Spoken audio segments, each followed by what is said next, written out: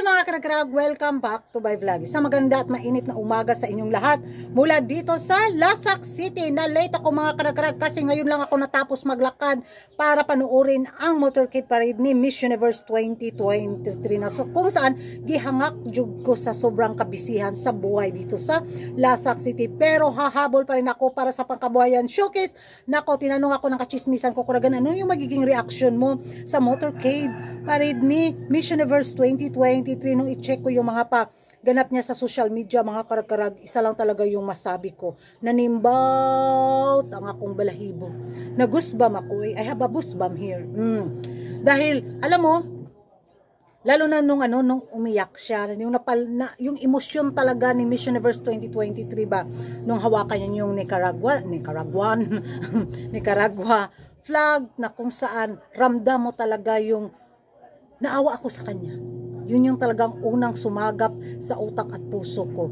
Dahil hindi man lang siya nabigyan ng pa-homecoming sa bansa nila kasi nga bawal siyang bumalik sa bansa nila dahil nga doon sa mga pa-iskandal, mga pa-insyo, pa-intriga ba sa kanilang gobyerno bitaw. Noong hindi pa siya lumaban sa Miss Universe at yun halungkat yung mga old na mga aktibidades ni Miss Universe 2023, ayun, naligwak ganun siya sa government nila. So which is nakakasad, di ba? Kasi nga siya yung nagbigay din ng pride sana sa bansa nila pero hindi siya nabigyan ng pagkakataon na ibalik yung yung sigaw na Nicaragua, we did it. Oh, ganon. Pero happy pa rin ako dahil binigyan siya ng moment dito sa Pilipinas at ramdam natin yung pagmamahal din ng mga Pilipino sa binigay niyang motorcade parade sa pagbisita niya dito baghangak pud si Kuragan. At kudos sa Miss Universe Philippines Organization. Siguro mga karag-karag kung hindi lang talaga nahawaan ng kontrobersiya noon ang Miss Universe 2023 sa laban ni Michelle D, mas may bongga pa sanang pa-motorcade itong nangyari ngayon sa pagbisita niyang Miss Universe Organization sa Pilipinas, di ba? But sad to say, time pa sa akin na mo palit on sa Manday. Gasolina. Pagbaktas paingon og eskwelahan lagi. Mayok, pagbaktas!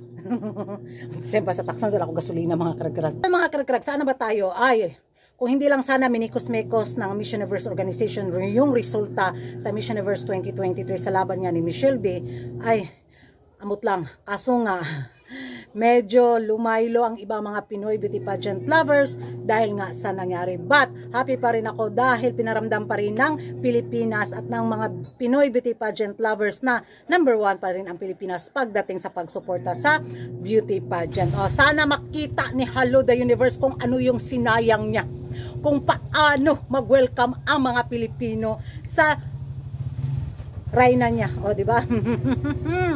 Da makaingon jud gamay mahay ko. Oh, what I did. Oh my gosh. Oh, ganon. I need to bawi the Philippines. Ambot lang ni Hello the Universe.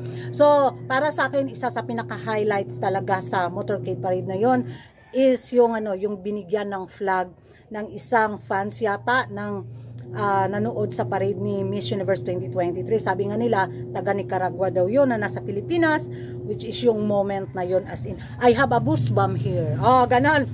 Yan ang mga karag-karag, ano yung magiging reaction ninyo at emosyon ninyo sa napanood ninyong motorcade ni Miss Universe 2023 dito sa Pilipinas. May masuya galore na naman na mga kapitbahay natin.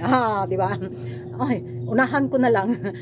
Pag mamamasyal ako mamaya sa mga sa mga beauty pageant pages nila, agoy, mikos-mekos system galore na naman ang mga pa-intriga nila, mga karagapos sa pasagpaon na to sila niyan ha. And thank you for watching.